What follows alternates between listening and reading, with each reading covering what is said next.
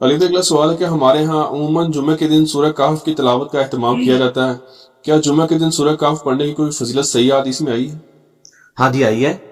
سورت الکہف، یہ جو سورہ الکہف جو پارہ نمبر 15 سے شروع ہو کے 16 میں ختم ہوتی ہے. الکہف اصحاب الکہف والا واقعہ، جس میں ایک سورہ قاف ہے جو 26ویں پارے میں. تو اس کو پنجابی میں لوگ سورہ کاف اس کو بھی سمجھ رہے ہوتے ہیں، یہ الکہف غار. سورت الکہف جو ہے جمعے کے بارے میں فضیلت صحیح سند کے ساتھ ہے، المستدرک الحاکم میں بھی اور موقوفاً سنن دارمی میں بھی ابو سعید خدری سے رضی اللہ تعالیٰ عنہما کہ نبی صلی اللہ علیہ وآلہ وسلم نے فرمایا جو شخص جمعے کے دن سورت الکہف پڑھ لے گا تو ایک جمعے سے لے کے اگلے جمعے تک اس کے لیے نور ہو جائے گا اللہ کی طرف سے. اور موقوفاً روایت جو دارمی کے اس میں ہے کہ اس کے اور خانہ کعبہ شریف کے درمیان ایک نور ہو جائے گا اگلے جمعے تک کے لیے، یعنی اللہ تعالیٰ اس کو ایک فضیلت دے گا. اور دارمی میں شب جمعہ کا ذکر ہے. یہ جو جمعے کے دن کے وظائف ہیں نا، وہ آپ یعنی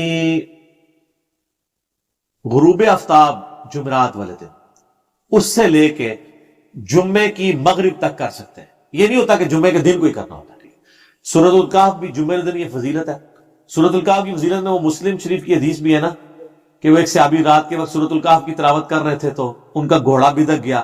بادل اتنا قریب آیا آسمان کا کہ لگتا ہے کہ اب وہ گھوڑے پہ گرنے لگا تو گھوڑا بھی دک گیا. تو صبح نبی علیہ السلام کو آپ رہے وہ فرشتے تھے تمہاری تلاوت سننے کے لیے آئے تھے. وہ بادل یہ والا نہیں تھا. نبی علیہ السلام جب تک دنیا میں موجود تھے اس وقت صحابہ کے ساتھ بھی ایسے واقعات ہوا کرتے تھے، کیونکہ صحابہ کو اللہ تعالیٰ نے امت کے اوپر یعنی دعوت کا ذریعہ بنانا تھا. ان کا ایمان بہت ہائی لیول کا تھا. اسی تو دیکھیں تھوڑے سے لوگ جاتے تھے تو الٹ کے رکھ دیتے تھے ہر چیز. ان کو تو کچھ شک ہی نہیں ہوتا تھا. سر جن اصحاب نے نبی علیہ السلام کے مبارک انگلیوں سے پانی کے چشمے جاری ہوتے ہوئے دیکھیں، ان کے ایمان کا لیول کو کر سکتا ہے؟ ان کو کبھی اللہ اور اس کے رسول کے بارے میں وسوسہ بھی نہیں آئے گا. صحیح بخاری مسلم میں موجود ہے کہ 1500 صحابہ نے پانی پیا صلح حدیبیہ کے موقع پہ، جانوروں کو پلایا اور سٹور کر لیا. اور جابر بن عبداللہ کہتے ہیں ہم 1,00,000 بھی ہوتے نا تو حضور کی جو انگلیوں سے پانی نکلا تھا وہ زیادہ تھا. صحیح بخاری میں حدیث ہے، عبداللہ ابن مسعود کہتے ہیں ہم نبی علیہ السلام کے ساتھ کئی بار کھانا کھاتے تھے تو ہم کھانے کے لقموں میں سے تسبیح کی آواز سنتے تھے. آپ امیجن کریں کہ آپ چاول کھا رہے ہیں اور چمچ منہ کے قریب آئی ہے تو چمچ میں سے آواز ہے سبحان اللہ و بحمدی سبحان اللہ العظیم. اور زمانہ وہ ہو جب کوئی ٹیپ ریکارڈر بھی نہیں ہے، آج کی ٹیکنالوجی کی بات نہیں ہو رہی، تو ان اصحاب کا پھر لیول کس لیول پہ ہوگا. اسی لیے تو آپ دیکھیں نا جب مسلمان جاتے تھے نا کسی سے ٹکرانے کے لیے تو وہ کہتے تھے کہ ہم وہ قوم لے کے آئے ہیں کہ جتنا تم شراب سے اور دنیا سے محبت کرتے ہو اس سے زیادہ ان کو اپنی موت سے محبت ہے. آپ امیجن کریں کہ لوگوں نے، ہم تو اپنی بیوی بچے چھوڑ کے دوسرے شہر میں نہیں جاتے. آپ امیجن کریں کہ جو لوگ جنگ قادسیہ میں پرشین امپائر کے خلاف لڑنے کے لیے گئے ہیں سعد بن ابی وقاص کی قیادت میں، 8,500 مسلمان اس میں شہید ہوئے ہیں کئی ہاتھیوں کے نیچے آ کے. آج ان 8,500 کا ڈیٹا ہمارے پاس نہیں ہے، صرف ایک فگر پتہ ہے. ان کی بیویاں بھی تھیں، ان کے بچے بھی تھے، ان کے ماں باپ بھی تھے. اور جب وہ پرشیا جا رہے تھے آخری ملاقات ہی کر کے گئے ہوں گے، کوئی انٹرنیٹ نہیں، کوئی فون نہیں، یہ بھی نہیں پتا کہ واپس آنے کے لیے. اور اللہ کے ساتھ ان کی کمٹمنٹ کیسی تھی. وہ کہتے تھے خیر ہے، ہم تو خیر یہ کہانی کے طور پہ ہی کہہ رہے ہوتے ہیں، ایمان اگر ہو تو ہم ایسی ہماری زندگی نہ گزرے. ان کو پتا ہوتا تھا کہ یار خیر ہے ہم مریں گے، کچھ عرصے بعد ہمارے بیوی بچے بھی مر کے ہمارے پاس ہی آ جائیں گے تو اللہ کے حضور جنت میں ملیں گے. ہم صرف سبحان اللہ ہی کہتے ہیں، ہمارا یقین ایسا نہیں ہوتا. آپ دین کے لیے تھوڑا سا وقت زیادہ لگا دیں تو بیویاں ناراض ہو جاتی ہیں، کدھر رہ گئے تھے.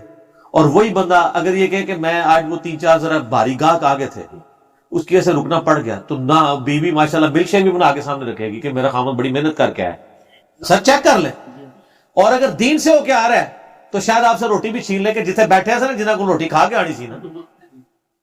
یہ دو معیار ہیں ہمارے دین اور دنیا کے اعتبار سے.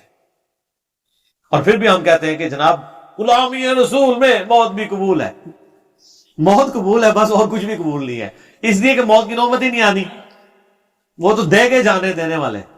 ٹھیک ہے نا جی، موت تو وقت پہ آنی ہے، کہاں اپنا ٹائم دینا ہے، ٹائم دینا اصل میں مسئلہ ہے. تو یہ یعنی ان لوگوں کی کمٹمنٹ تھی، اس وقت ایسے ایکسپیرینسز ہو جایا کرتے تھے. تو سورۃ الکاف جمعے والے دن پڑھیں، فضیلت ہے. جمعرات والے دن مغرب سے لے کے جمعے کی مغرب سے پہلے پہلے کسی بھی وقت آپ پڑھ سکتے ہیں. ٹھیک ہے نا. یہ جو بھی وظائف ہوتے ہیں نا اسلام میں، جب دن کی بات ہو رہی ہوتی ہے نا تو دن سے مراد وہ پورے 24 گھنٹے ہوتے ہیں. اسلام میں 24 گھنٹے سٹارٹ ہوتے ہیں ایک مغرب سے اگلی مغرب تک. اچھا آپ کو بتاؤں، آج بھی مدینہ شریف میں گھڑی لگائی ہوئی ہے انہوں نے روزہ شریف میں، وہ باب ابو بکر کی طرف، اس کی ٹائم روزانہ آگے ایک بندہ سیٹ کرتا ہے، وہ مغرب سے مغرب 24 گھنٹے چلتے ہیں. ٹھیک ہے، ظاہر روزانہ سیٹ ہی کرنی پڑے گی نا اس اعتبار سے. تو باقی گھڑیاں جو ہے وہ ہمارے شمسی اعتبار سے چل رہی ہوتی. تو جتنے وظائف آتے ہیں نا کہ یہ فلاں کام جمعے والے دن کرنا ہے، تو جمعے کے دن سے مراد ہے ایون یہ غسل والا معاملہ بھی. اگر کوئی جمعے کے دن کو غسل نہیں کر سکتا تو جمعے اور جمعرات کی درمیانی رات کو غسل کر لے. اصل میں یہ کہ ہفتے میں ایک دن، مسلم شریف کی حدیث ہے کہ ہر مسلمان پہ، ہر مسلم پہ ہفتے میں ایک دن غسل کرنا واجب ہے، جس میں وہ اپنے جسم کا میل دور کرے. وہ آپ کسی بھی دن کر سکتے ہیں، لیکن سب سے بہتر ہے کہ آپ جمعے والے دن کریں. ویسے مسلمان تو آپ کو پتا ہے پانی کی مچھلی ہے، مسلمان کا تو گزارا ہی نہیں ہوتا غسل کے بغیر. ٹھیک ہے. اصل کے ٹائم پہ میں اس سورت کا پڑھ رہا تھا کہ سعودی آ گئے، میرے کو یہ اس کا کوئی فائدہ نہیں ہے، یہ جمعے سے پہلے پڑھنی ہے. نہیں وہ تو آپ کلیئر ہو گیا نا. سعودیہ والوں کو تو سعودیہ والے اب خود یہاں ای میل کر کے دین سیکھ رہے ہوتے ہیں. صحیح بات، میں آپ کو صحیح بتا رہا ہوں. مدینہ یونیورسٹی سے اسٹوڈنٹس کے فون آتے ہیں، وہ کہتے ہیں یہ بات آپ نے کہا کہ ہمارے استاد کہتے ہیں کہاں لکھی ہے، تو وہ پوچھتے ہیں کون دستا ہے تمہوں. ٹھیک ہے نا. تو سعودیہ والے اگر عرب کے لوگوں میں اس اعتبار سے، بعد میں شروع کے لوگوں نے تو یقیناً دین انہوں نے اٹھایا، اگر کوئی تاڑ ہوتی نا تو آج یہاں پہ حدیث کی کتابیں کسی عربی کی پڑھی ہوتی. یہ اہل سنت کی 6 کتابیں نان عربک کی ہیں. امام بخاری رشیا کے ہیں، امام مسلم ایران کے ہیں، امام ابو داؤد اور امام ترمذی افغانستان کے ہیں. اندازہ کریں.